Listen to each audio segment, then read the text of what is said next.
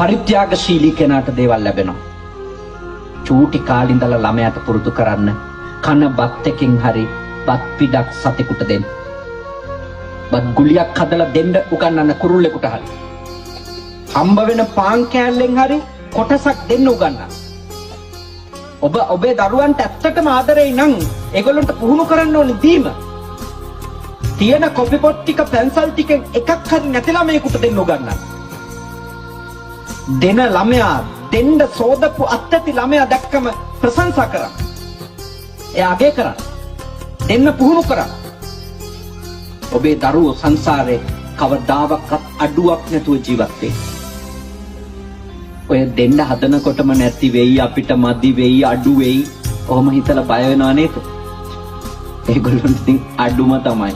එක්කව කරගෙන ගොඩ ගහගෙන ඉඳිද්දි දාන්නෙම නැහැ ගම් වතුරක් හරි ඇවිල්ලා උස්සන් යනවා. මොකක්වත් ඉතුරු වෙන්නේ නැහැ. දීපු අරන් යන්න පුළුවන්. දීපු අරන් යන්න පුළුවන්. සාමාන්‍ය ඉගැන්වීම නම් රැස් කර